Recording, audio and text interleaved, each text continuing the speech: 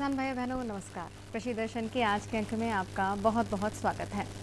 और जैसा कि आप सभी जानते हैं कि आज सोमवार है, यानी कि लाइव इन सजीव इन प्रोग्राम है। आप सभी जो भी आपकी खरीफ से जुड़ी हुई समस्याएं हैं, उनसे जुड़े हुए सवाल पूछ सकते हैं। हमारे विषय विशेषज्ञ उनका समाधान देंगे। उसके लिए टोल फ्री नंबर और नंबर जो है हम बता देते हैं, हमारी स्क्रीन पे भी रिफ्लेक्ट हो रहे हैं, आप नोट कर लीजिए। 1800-233-0040। साथ ही लैंडलाइन नंबर 0755-266-0049। दर्शकों, ये जो समय है ये खरीफ का समय है। खरीफ में बहुत सारी फसलें इस समय हमारे किसान भाइयों ने लगा रखी हैं। अब उसमें क्या क्या समस्याएं आ रही हैं, कैसे आप उनका समाधान कर सकते हैं, क्या कुछ निराकरण है उनका, ये सभी जानकारी आज हम हमारे आज के अंक में जानने वाले हैं। और विषय पे विस्तार से जानकारी देंगे हमारे विषय विशेषज्ञ डॉक्टर अशोक कुमार वर्मा जी हैं, एसोसिएट प्रोफेसर कृषि संकाय रविंद्रनाथ टैगोर यूनिवर्सिटी भोपाल से। नमस्कार, स्वागत है सर। नमस्कार। तो किसान भाइयों, आज का जो अंक है वो खरीफ के है। खरीफ में समसामयिक कार्य जो हो रहे हैं इस समय, कैसे किसान भाई कर सकते हैं, इसी से जुड़ा हुआ हमारा आज का ये अंक है।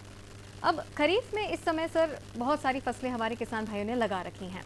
तो खरीफ की फसलें जो हैं और उनकी क्या स्थिति है, आप इसके बारे में थोड़ा सा बताइए। देखिए किसान भाई नमस्कार। जैसे कि हम अभी देख रहे हैं कि खरीफ के सीज़न में मुख्य हमारे यहाँ मध्य प्रदेश की हम बात करेंगे तो मध्य प्रदेश में मुख्य फसल है सोयाबीन है, धान है और कपास और मक्का। काफ़ी क्षेत्र में मक्का भी अभी किसान भाई हमारे जो मुख्य फसलों में ले रहे हैं। तो धान की हम बात करें कि धान लगभग अभी ट्रांसप्लांट या रोपाई की विधि से अगर मान लो बोई गई है तो 20 से 25 दिन की स्थिति में होगी ज़्यादातर। और सोयाबीन की बात करें तो सोयाबीन अभी क्योंकि सोयाबीन डायरेक्ट सोइंग होती है, पहले डायरेक्ट खेत में बोई जाती है, तो सोयाबीन 40 से 45 दिन की अवस्था में अभी आ चुकी है। क्योंकि जून के आखिरी महीने में सोयाबीन बोई जाती है, तो 40 से 45 दिन के आसपास सोयाबीन हो चुकी है। और मक्के की भी बात करें तो मक्के की भी फसल भी लगभग 40 से 45 दिन के आसपास हो चुकी है। तो ऐसे में और कपास की बात करें, कपास थोड़ा पहले बोई जाती है, तो कपास की अभी अच्छी स्टेज है, करीब 50 से 60 दिन के आसपास कपास हो चुकी है। तो हम मुख्य रूप से भी बात करेंगे, जो हमारी धान फसल की हम बात करें तो धान फसल में अभी जो समय है वो खरपतवार नियंत्रण का समय है। किसान भाई अभी खरपतवार नियंत्रण के ऊपर ध्यान देना ही बहुत आवश्यक है। क्योंकि इस खरपतवार की हम बात करेंगे तो अगर मान लो किसान भाई अगर मान लो खरपतवार का नियंत्रण समय से नहीं करते हैं तो जो हमारे उत्पादन में 20 से 30% का नुकसान हो जाता है। बिल्कुल। तो ये जो समय है, जैसा कि आपने बताया है कि 20 से 25 दिन की फसल हो गई है धान की, अगर हम बात करें। और वैसे अगर हम बात करें सोयाबीन की, तो वो भी अच्छी खासी अभी अवस्था में है, बढ़वार अवस्था में है। सबसे पहले सर खरपतवार का, जैसा आपने कहा, तो खरपतवार का ही बता दीजिए कि किस प्रकार से खरपतवार का प्रबंधन कर सकते हैं किसान भाई। हम पहले तो अगर मान लो किसान अगर मान लो सबसे हाथ से निदाई करा सकते हैं तो हाथ से, लेबर की अगर मान लो व्यवस्था है तो हाथ से निदाई की हम बात करें तो सबसे उचित और अच्छा रहता है हाथ से निदाई। लेकिन अभी धान के समय में लेबर की अभी हमारे पास बहुत समस्या है, कमी है।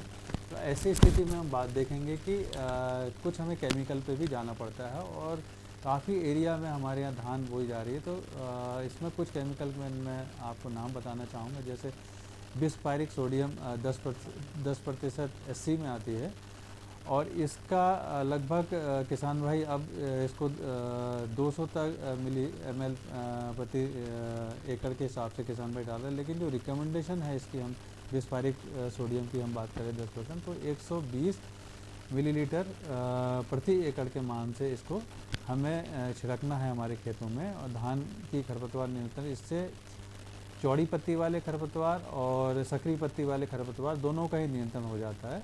इसके अलावा एक जो और टेक्निकल की बात करूँगा, फिनॉक्सी प्रोप मिथाइल जो होता है वो 6.7%, इसको भी किसान भाई खरपतवार नियंत्रण उपयोग कर सकते हैं। ये इसकी मात्रा किसान भाई को मात्रा का विशेषकर किसान भाइयों को ध्यान देना रहता है खरीफ के सीज़न में, या कोई भी हम खरपतवार नियंत्रण की हम बात करेंगे, अगर मान लो मात्रा हमारा ओवरडोज हो जाती है तो हमारी फसल के ऊपर इसका विपरीत प्रभाव पड़ता है। तो फिनॉक्सीप्रोपाइल मिथाइल जो 6.7% है, ये किसानों को 300 ml प्रति एकड़ के मान से किसान भाइयों को डालना है। और ये आप उस समय देख लें, निश्चित देख लें कि जो उसमें खरपतवार 3 से 5 पत्तियों की अवस्था में हो। अगर मान लो खरपतवार बड़ी हो गई तो उससे इस पे कंट्रोल नहीं होगा और हमारी फसल पे भी असर पड़ेगा और हमारा जो कचरा है, जब वीड खरपतवार बोलते हैं, ये इसका कंट्रोल समय से नहीं हो पाएगा। अगर मान लो हम ये किसान भाई ये निश्चित देख लें कि जो खरपतवार है वो 2 से 5 पत्ती की अवस्था में होना चाहिए, तभी वो उसका दवा का कारगर रूप से काम करेगी।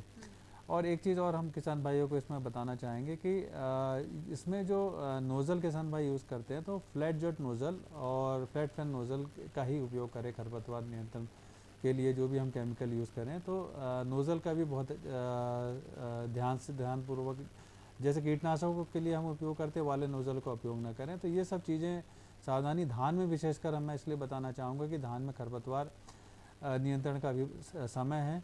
और सोयाबीन की हम बात करेंगे तो सोयाबीन में लगभग ये समय निकल चुका है। तो सोयाबीन में अब जो दूसरे इंसेक्टिसाइड या कीटनाशक के उपयोग का समय है, तो उसमें निरंतर किसान भाइयों को उसमें देखना है कि वाच करते रहना है। इसमें अगर मान लो गर्डल बीटल का प्रकोप हो रहा है तो गर्डल बीटल का नियंत्रण के लिए उसमें दवाई डालनी है। प्रोफेनोफॉस प्लस साइपरमेथ्रिन 50+5% के रूप में आता है, तो उसको किसान भाई इसमें सोयाबीन में गर्डल बीटल के लिए स्पेशली हम बात करेंगे तो उसके नियंत्रण के लिए इसको ज़रूर डालना है।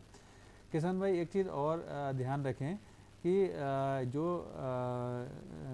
प्रोफेनोफॉस और साइपरमेथ्रिन के जो मैं केमिकल बता रहा हूँ, इसको कभी भी फूल की अवस्था में ना डालें। अच्छा, मतलब ये हमें शुरुआती अवस्था में ये ही शुरुआती डालना है। अवस्था में, अभी जैसे गर्डल बीटल का प्रकोप अभी होने जा रहा है, तो ऐसी अवस्था में ज़रूर डालें। और फूल की अवस्था में इस केमिकल का उपयोग नहीं करें, क्योंकि इससे हमारी मधुमक्खियों को पे असर पड़ता है। हाँ। और मधुमक्खियाँ अगर मान लो नहीं रहेंगी, परागण नहीं होगा, तो हमारी 20 से 25% हमारे जो फली नहीं बनेगी, फूल नहीं बनेंगे अच्छे से, तो हमारे 20 से 25% हमारे उत्पादन में कमी आएगी। तो इस चीज़ का हमारे किसान भाई ध्यान रखें कि ये जो केमिकल होते हैं तो समय का और जो डोज का जो होता है प्रॉपर उसका उपयोग करें और सही तरीके से उसको उपयोग करें। सर आपको थोड़ा सा रोकना चाहूंगी मैं, हमारे साथ एक कॉलर जुड़ गए हैं, उपाध्याय जी हैं भोपाल से। सर नमस्कार, स्वागत है आपका कार्यक्रम में, सवाल पूछिए सर आपका। हेलो जी सर। जी मैडम। आपका सवाल पूछिए सर, बहुत बहुत स्वागत है कार्यक्रम में। Thank you madam. Doctor Verma, मैं आपसे ये पूछना चाह रहा था कि जैसे मैं अपने ये अपना फ्लावर के उसमें ऑर्गेनिक सुडोमोनास ट्राइकोडर्मा देता हूँ, तो उसके साथ साथ में क्या इंसेक्टिसाइड का यदि प्रॉब्लम है तो वो दूर से कोई प्रॉब्लम तो नहीं है उसमें? देखिए, जो आप बता रहे हैं ट्राइकोडर्मा, ये एक जैविक फफूंदनाशक है। ट्राइकोडर्मा सुडोमोनास, सुडोमोनास भी एक जैविक फफूंदनाशक है। ये जो कोई भी हमारी फसल हो गई, या हमारी खेत वाली फसल है, या हमारे फल फूल या फ्लावर वाली या पुष्प वाली फसल है, या उसमें आप कहते हैं तो उससे कोई असर नहीं, उससे हमारे ट्राइकोडर्मा या सुडोमोनास जो हमारा ऑर्गेनिक फंजीसाइड है, उस पर कोई असर। लेकिन हमें विशेष ध्यान ये रखना है कि अगर मान लो हम कोई भी fungicide, organic fungicide, trichoderma, Pseudomonas हम इसको यूज़ कर रहे हैं, तो उसमें कोई भी केमिकल युक्त फंजीसाइड का उपयोग नहीं करना है, क्योंकि ये फंगस बेस्ड इंसेक्टिसाइड हैं, उसमें फंगस रहते हैं। तो हम अगर मान लो केमिकल वाला फंजीसाइड इसमें मिला के यूज़ कर लेंगे तो हमारे जो बेनिफिशियली फंगस हैं वो हमारे मर जाएंगे और हमारे दवा का असर हमारी फसलों पे या हमारे कोई भी फूल या फल वाली फसल होगी उस पर उपयोग नहीं होगा। जी, तो उम्मीद करते हैं कि हमारे कॉलर को उनकी समस्या का समाधान जरूर मिला होगा। आप सर ये बता रहे थे कि खरपतवार का प्रबंधन जो हमारी फसल है इस समय की, किस प्रकार से किस किस दवाइयों का उपयोग करना है और किस अवस्था में करना है। जी सर। देखिए, अभी कपास की हम बात करें तो कपास में भी बारिश के समय में हम खरीफ की बात करें तो खरपतवारों की समस्या बहुत होती है, क्योंकि जो वर्षा नियंत्रण चलती रहती है और किसानों को समय नहीं मिलता खेत में जाने का। तो ऐसे समय में, जैसे अगर मान लो मौसम रुका है, 8 से 10 घंटे का मौसम समय आपको किसान भाइयों को मिल जाता है, ऐसे समय में हम कोई भी फसल में खरपतवार नाशक का उपयोग कर सकते हैं। बस उसमें आपको ध्यान रखना है कि पानी फसल पे आप खरपतवार नाशक डालने के बाद तुरंत पानी ना गिर जाए, बस इतना थोड़ा सा आपको ध्यान रखना है। 4 से 5 घंटे का समय खरपतवार नियंत्रण के स्प्रे के बाद मिल जाना चाहिए। कपास में हम बात करेंगे तो कपास में खरपतवार नियंत्रण के लिए पायरेथियोबिक सोडियम 6% और क्यूजोनफॉप इथाइल 4% का कॉम्बिनेशन आता है।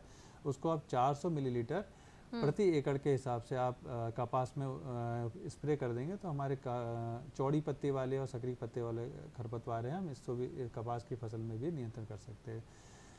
और सोयाबीन का जैसे मैंने बताया, और मक्का में भी जैसे मक्का में भी अभी समय है। अगर मान लो अगर लेट बोई है किसान ने और मक्का अगर मान लो मक्के में खरपतवार अगर मान लो आपको दिख रहे हैं चौड़ी पत्ती वाले सकरी पत्ते वाले, तो आप 240 58% का सोडियम साल्ट आता, उसको आप मक्के की फसल में बिल्कुल छिड़क सकते हैं और इससे आपके चौड़ी पत्ते वाले खरपतवार निश्चित ही कंट्रोल हो जाएंगे। जी, तो इस प्रकार से हमने ये जाना कि किस प्रकार से आप खरपतवार का प्रबंधन कर सकते हैं।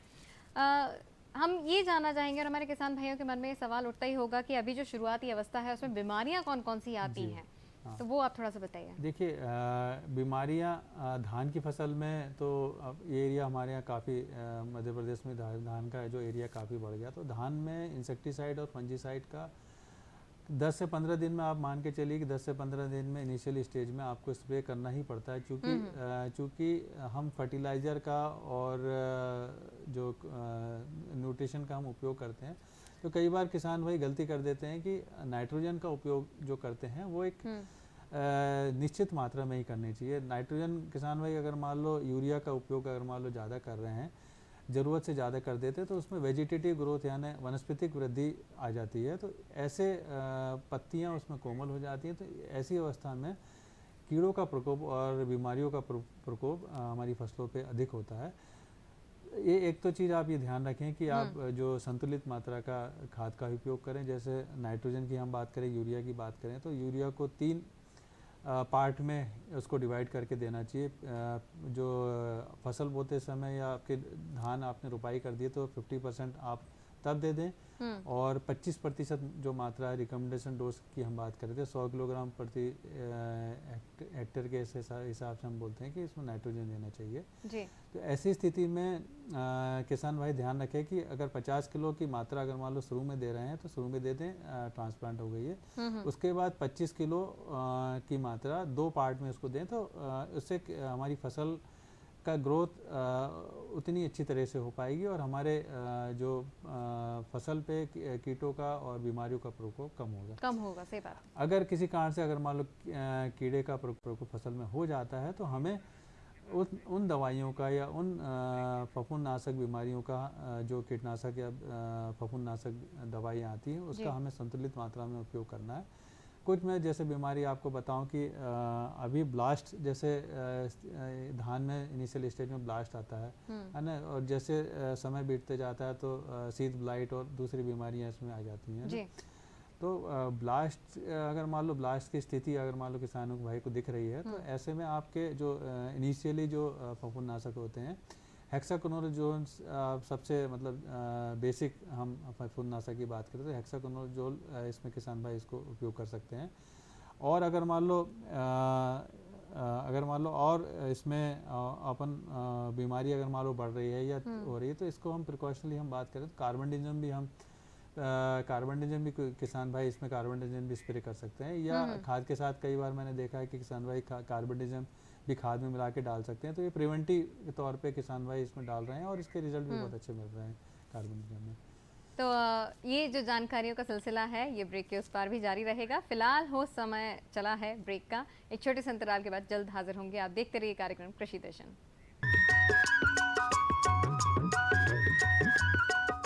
अरे सुन तो। मुझे क्या सुनाना चाहते हो? जो सुनाओ मेरी सौतन को। किसको? अरे वही तुम्हारा मोबाइल फोन जिससे सुबह शाम दिन रात चिपके रहते थे और कहते थे किसान कॉल सेंटर से बातें हो रही हैं। अच्छा ये बात है। हाँ क्यों, क्या हुआ? अब बात नहीं होती क्या? अब तो झट से बात हो जाती है। संबंधी समस्याओं का अपनी भाषा में तुरंत हल पाने के लिए पूरे भारत में किसी भी फोन से हेल्पलाइन नंबर पर संपर्क करें। किसानों का दोस्त किसान कॉल सेंटर।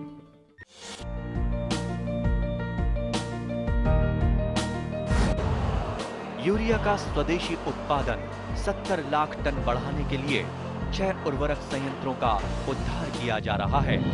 FCIL के गोरखपुर, सिंदरी, तलचर और रामागुंडम संयंत्र, HFCL की बरौनी इकाई और BVFCL की नामरू फोर्थ। सोने पर सुहागा ये है कि देश में अब बनेगा सिर्फ नीम लेपित यूरिया, क्योंकि इससे होगा किसानों का फायदा ही फायदा। अनाज का उत्पादन 10% तक बढ़ेगा, बढ़ेगी 10 से 15% नाइट्रोजन क्षमता।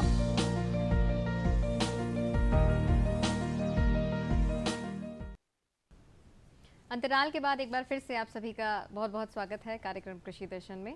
और ब्रेक से पहले हम बात कर रहे थे कि शुरुआती अवस्था में हमारी जो फसलें हैं उनमें कौन कौन सी बीमारियां आ रही हैं, कैसे उनके प्रकोप से बचा जा सकता है। सोयाबीन की बात रह गई थी सर, कौन कौन सी बीमारियां शुरुआती अवस्था में मिलती हैं? जी, अभी हम देखेंगे सोयाबीन में कई खेतों में मैंने देखा है कि अल्टरनेरिया लीफ स्पॉट बीमारी इसमें देखी जा रही है। तो ऐसी स्थिति में किसानों को जो टेक्निकल की हम बात करेंगे तो कार्बोडिज़म प्लस मैंकोजेब का एक टेक्निकल आता है, उसको अभी इनिशियल स्टेज में अल्टरनेरिया लीफ स्पॉट को रोकने के लिए सबसे अच्छी दवा है कि कार्बोडिज़म प्लस मैंकोजेब को आप 250 ग्राम लगभग 1 एकड़ में आप इसको स्प्रे कर दीजिए, तो उससे काफ़ी हद तक हम इसमें कंट्रोल पा पाएंगे अल्टरनेरिया लीफ स्पॉट। और दूसरी एक इसके बाद की अवस्था की हम बात करें तो येलो वेन मोज़ेक वायरस भी सोयाबीन में देखने को मिलता है। अभी तो कहीं से ऐसे सिम्टम्स नहीं हैं, लेकिन आप लोग जो किसान भाइयों को मैं सलाह देना चाहता हूँ कि खेत का निरंतर आप उसको निरीक्षण करते रहें। अगर मान लो उसमें कुछ पत्तियाँ पीले पौधे उसमें दिखने लगें तो वो पौधे को आप तुरंत उखाड़ के फेंक दें और या तो नष्ट कर दें या जला दें उसको। ये जो बीमारी होती है ये वायरस डिसीज़ होती है, ये वायरस के द्वारा या सफ़ेद मक्खी के द्वारा फैलाई जाती है जी। तो ऐसे एक दो आपको सिम्टम्स देखें या कि इसमें पीले पत्तियां दिखें, कुछ पौधे पीले से दिखें तो उसको उखाड़ दीजिए। और कोई भी सकिंग इंसेक्टिसाइड जो सकिंग इंसेक्ट के ऊपर जो काम करता है, थायोमिथाक्सोन हो गया, इमिडाक्लोप्रिड हो गया, ऐसी दवा आप तुरंत उसमें एक स्प्रे कर दें ताकि ये जो सफ़ेद मक्खी का प्रकोप है वो कम हो जाए और ये बीमारी फैल ना पाए, क्योंकि ये सफ़ेद मक्खी ही ये बीमारी फैलाती है। तो सोयाबीन में मुख्य रूप से ये दो बीमारियां आती हैं और इसके ऊपर आप कंट्रोल कर लेंगे तो सोयाबीन में बहुत ज़्यादा बीमारियां नहीं आती है। और कीटनाशकों का जैसे मैंने आपको बताया तो कीटनाशकों का 2 से 3 स्प्रे कीटनाशक के अगर मान लो सोयाबीन पे हो जाए तो काफ़ी हद तक हमारी सोयाबीन अच्छे उत्पादन ले सकती है। और जो जैसा हमारा अभी मौसम चल रहा है, ऐसे मौसम में सोयाबीन की बहुत अच्छी ग्रोथ अभी देखने को मिल रही है, क्योंकि निरंतर पानी गिरने से भी फसल बैठ जाती है। क्योंकि गहरी ज़मीन जहाँ पे होती है, अगर पानी ज़्यादा अगर मान लो फसल पे पानी गिर रहा है तो भारी ज़मीन पे सोयाबीन थोड़ी बैठ जाती है। तो ऐसी स्थिति में अगर आप किसान भाई ध्यान दें, अगर मान लो उसको ड्रेनेज या प्रॉपर उसको व्यवस्था हो तो उसकी भी व्यवस्था उसको करनी चाहिए। सर, फसल में बीमारियों के बारे में हमने जान लिया है, उनका इलाज भी हमने जान लिया है। अब महत्वपूर्ण ये है कि फसल की अच्छी पैदावार हो, यानी कि उसको कैसे अच्छा प्रॉपर न्यूट्रिशन दिया जाए, इसके बारे में भी हमारे किसान भाइयों को बताइए। जी, जैसे मैंने आपको पहले बताया कि धान में जो रिकमेंडेशन जो होती है फर्टिलाइज़र की या खाद की हम बात करें तो 100-60-40 है ना। तो आपको नाइट्रोजन की पूर्ति यूरिया या कोई भी आप अभी काफ़ी एक लिक्विड नैनो यूरिया जी बिल्कुल, तो इसका भी उपयोग किसान भाई, जैसे यूरिया की कमी देखी जाती है, कई किसान भाई परेशान होते हैं, नैनो यूरिया का भी आप स्प्रे करेंगे तो उतने ही अच्छे रिजल्ट हैं। और अब तो नैनो फास्फोरस भी आ गया है और इस साल से किसान भाई अगर मान लो फास्फोरस में अगर मान लो नैनो फास्फोरस का उपयोग करें तो उसके भी बहुत अच्छे रिजल्ट आ रहे हैं।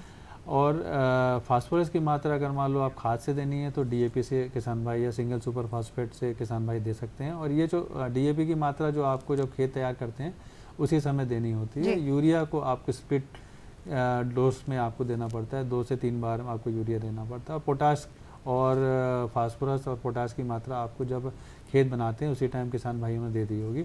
इसके अलावा अगर मान लो कुछ पोषक तत्व की इसमें कमी दिख रही है तो किसान भाइयों को इसमें 19-19-19 लिक्विड फर्टिलाइज़र आता है, उसका भी इसमें एक स्प्रे कर सकते हैं, उसके बहुत अच्छे रिजल्ट है।